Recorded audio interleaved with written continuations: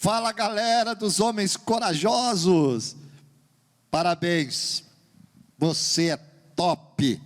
Você é top. Ó, a força de vontade de cada um de vocês comoveu, mexeu com o nosso coração. Que Deus continue abençoando sua vida. Chegamos ao final do livro. Ao final do livro, mas não ao final da história, do legado que nós temos que deixar. Então, por isso que esse capítulo hoje fala exatamente isso. Determine-se a deixar um legado. Paulo diz em 1 Coríntios 15, 58, portanto, meus amados irmãos, sede firmes e constantes, sempre abundantes na obra do Senhor, sabendo que o vosso trabalho não é vão no Senhor. Determine-se a deixar um legado. Eu trabalharei corajosamente com a força que Deus proporciona para cumprir essa decisão para o resto da minha vida e para a sua glória. O que aconteceria se os homens de todo o mundo não só se comprometessem com a resolução, mas a praticassem a longo prazo? O que aconteceria se milhões de crianças pudessem ver Deus transformar seus pais em homens gentis, amorosos e poderosos, em guerreiros espirituais que caminham em integridade e deixam um legado eterno? Como seriam os corações de nossos filhos e filhas? O que isso faria para as gerações futuras? Escrevemos esse livro, diz o autor, porque queremos nos unir a Deus e fazer os corações dos pais se voltarem para seus filhos e os corações dos filhos se voltarem para os seus pais. Como você sabe, somos assumidamente os homens chamados a seguir o exemplo de Josué em sua decisão espiritual e liderança, e dizer: eu e a minha casa serviremos ao Senhor. Queremos reacender uma visão de como o seu casamento e família poderiam ser se Cristo dominasse completamente seu coração e sua casa. Nós queremos que você passe o resto de sua vida preparando-se para estar diante de Deus e para ouvi-lo dizer: bom trabalho. Poxa, é isso que nós queremos como homens corajosos. Que quando chegar aquele dia, possamos dizer: valeu a pena. Decida, determine-se, continue a deixar um legado. E para finalizar esse capítulo, nada melhor do que contar com os nossos irmãos que têm acompanhado vocês nesse tempo todo. Eu quero aqui continuar fazendo já as perguntas para nós avançarmos. A primeira pergunta para o Reginaldo, que não é o Rossi, mas é o Reginaldo de Jesus. Eu quero perguntar para ele hoje à noite: como podemos deixar um legado para nossos filhos, para os nossos netos? E aí, Regis, diga aí. Pastor, primeiramente podemos deixar um legado através de nossas ações, sendo honesto, ético, honrando e fiel a nossa esposa, amigos, familiares e principalmente a Deus. Porque, pastor, através de nossas ações e atitudes corretas, que nossos filhos serão influenciados para serem filhos abençoados e de caráter, honrando a Deus. Muito bem. Você está sucinto hoje, está rápido, hein? Na resposta, está rasteiro. Tudo isso à vontade de terminar logo o livro? Não, porque o meu filho falou assim para mim: pai, quando eu crescer eu quero ser igual a você, igual ao senhor. Então eu tenho que ser honesto, honrado, para merecer isso que ele falou. Então, quando ele crescer, eu quero que ele continue falando: eu quero ser igual ao meu pai. Muito bem, boa. E aí, meu amigo Oscar? Tudo bem, pastor? Bem, e você? Tudo na paz. Então tá bom. Então vou fazer uma perguntinha básica aí, o pessoal poder entender e avançar conosco no término desse livro. O que significa ser pobre de espírito? Pastor, o autor ele relata bem essa questão do ser pobre de espírito, que o entendimento é que inicialmente nos esvaziamos de nós mesmos, para que o Espírito Santo possa habitar em nós. E assim nós temos uma vida muito ligada a Deus. Ele usa o exemplo de Jesus, né? Enquanto esteve na terra, que se esvaziou de si para viver a vontade de Deus, né? Sofrendo, mas assim, sempre fazendo a vontade do Pai. Então é o sentido de ser pobre de espírito. Que nós estejamos no Espírito de Deus, não no nosso própria vontade, no nosso querer. Ó, vocês estão firmes e fortes, hein? Vocês chegaram rasgando aqui no capítulo 15, então assim, a resposta rapidinha. Então vamos lá. Já quero perguntar aqui para o meu amigo Reginaldo. Quais as 7 razões para você ir além da fé, além de simplesmente seguir a Jesus e sinceramente render-se à sua magnitude? Pode respirar para falar 7, viu, Reginaldo? Pastor, eu vou falar, só que eu não vou, só vou falar 7 razões, porque explicar fica mais fácil depois. Não, explicar vocês explicam depois do estudo. Primeiramente, a primeira é, ele já possui você. Porque a única maneira de possuir alguma coisa é comprando ou ganhando, e Jesus é o nosso Criador. A segunda é, você tem uma dívida de amor. O amor demonstrado a você foi dado à sua mãe em seu nascimento. A terceira, aqui, ó, você não pode lidar com a vida sozinho. A quarta, ele pode fazer você mais feliz do que você é sozinho. A quinta, ele já planejou toda a sua vida. A sexta, você será julgado por ele um dia. E a sétima, ele merece você. Somente Jesus Cristo se humilhou, viveu sem pecado e tomou o nosso lugar na cruz do grande sacrifício. Muito bem. Você não vai explicar? Na explicação nós temos que deixar na hora do estudo, então, né? Senão não pode deixar fácil para A isso. explicação agora no estudo, hein? Ele só leu as 7 razões, beleza? Então vamos para a última pergunta? Bora lá, porque claro, terminando esse capítulo, o seu grupo tem que fazer um churrasco, vai ter, né? Vai ter um churrasquinho aí, já estão preparando? Claro, por isso que tem que ser rápido esse capítulo, para vocês poderem fazer um churrasco. E o cara do churrasco aqui quem é? Então vamos aí para a última pergunta para ele então.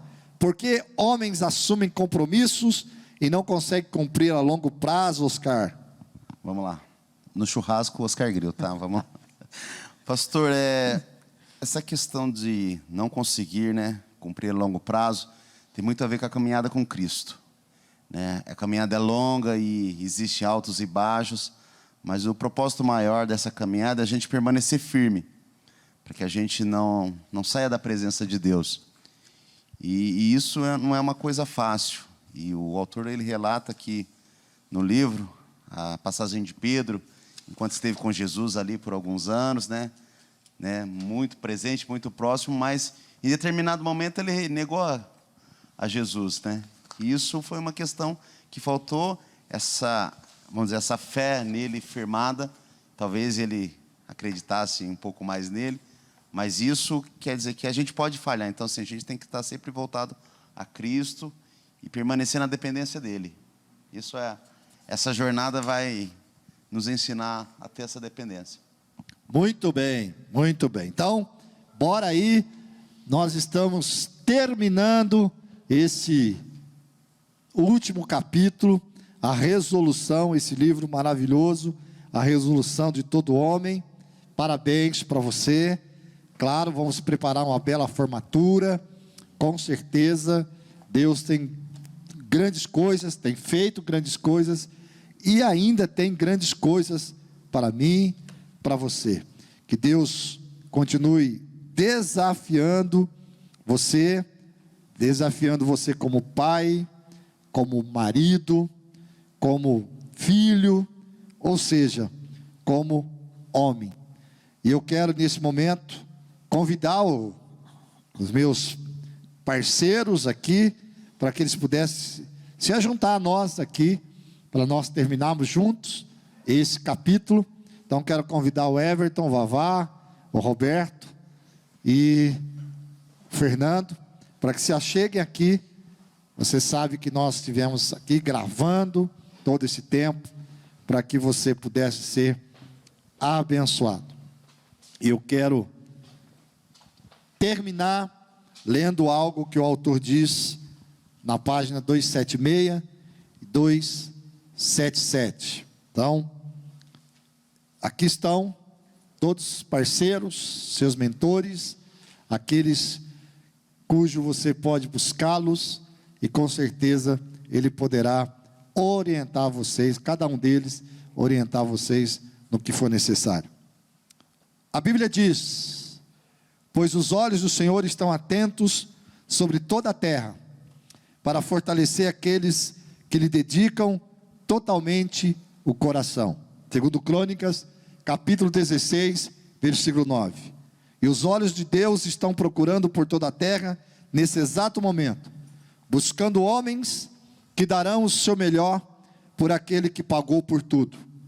Ele vai apoiar seu passo com coragem, para fazer de você uma luz poderosa e uma força influente na nossa geração. Precisamos de uma nova geração, como o jovem Davi, que diga: eu não tenho medo de Golias, nesse mundo que estão tentando me intimidar e amedrontar. Estou firme em nome do Senhor, e sei que a batalha pertence a Ele. Precisamos de um exército, de homens como Neemias, homens que vejam as necessidades das nações, e que chamam os homens de Deus para lutar por seus casamentos, seus filhos e pela próxima geração. Homens que não só lutam contra a injustiça e revoltam-se com o estado atual das coisas, mas que ativamente reconstroem nossas famílias, nossas igrejas e nossas nações para a glória de Deus. Precisamos de homens ousados como Jó, que mesmo sem amigos, dinheiro e saúde, continua a dizer: o Senhor dá, o Senhor tira, bendito seja o nome do Senhor. Eu não vou amaldiçoar a Deus, ou deixar a minha integridade. Eu sei que o meu Redentor vive.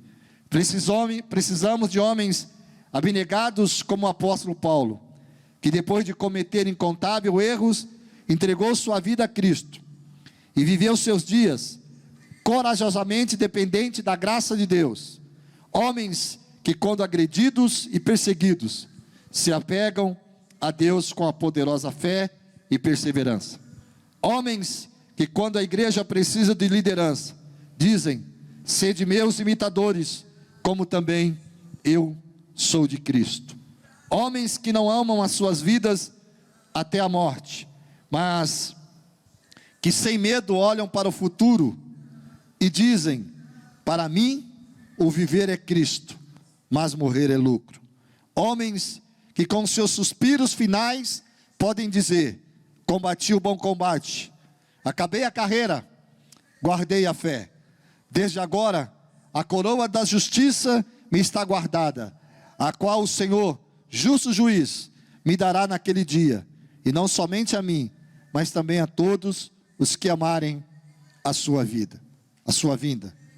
E acima de tudo, precisamos de uma nova geração de homens como Jesus Cristo, o Rei dos Reis e o Senhor dos Senhores, que dizem a Deus: não a minha vontade, mas a tua, e que ao final de suas vidas digam: Pai, eu glorifiquei a ti na terra, e concluí a obra que determinaste a mim. Pela graça de Deus, cada um pode se tornar esse tipo de homem, um homem fiel de decisão. Oremos então, como diz a palavra do Senhor: aquele que é poderoso para fazer infinitamente mais, além de tudo o que pedimos ou pensamos, segundo o seu poder que opera dentro de nós.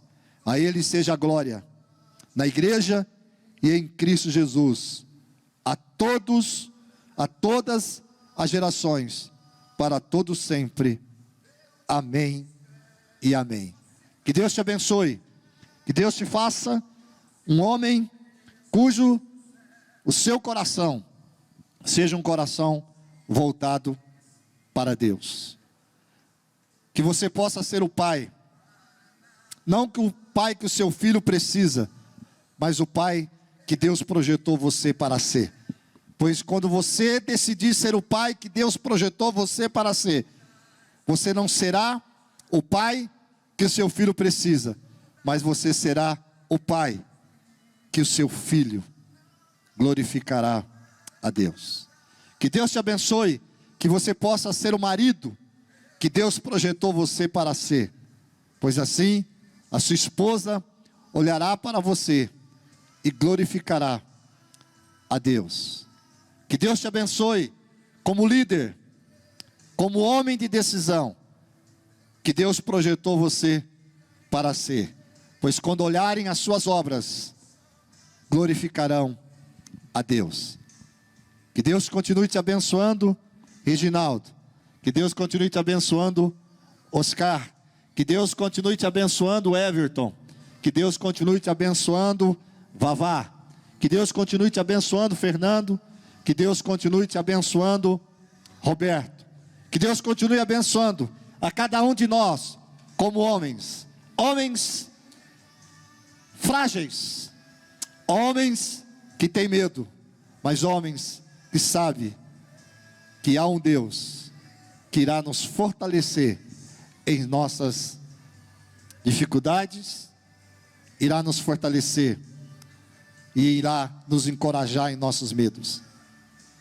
Homens que continuem crendo que o Espírito Santo fará de nós homens que marcarão uma geração e que deixarão um legado. Você escolheu, você é um homem corajoso.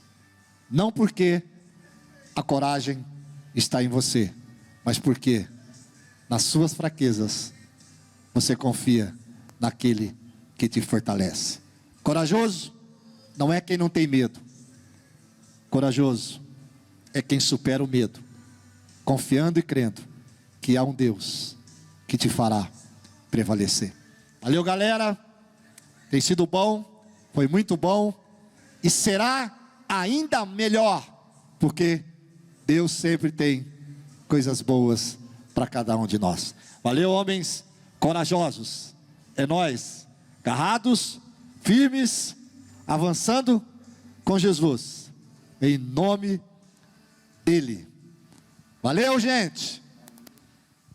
Propague, anuncie, honre a Deus e, claro, coma o teu churrasco. Beijão no seu coração. Você é dos nossos homens corajosos. Deus te abençoe.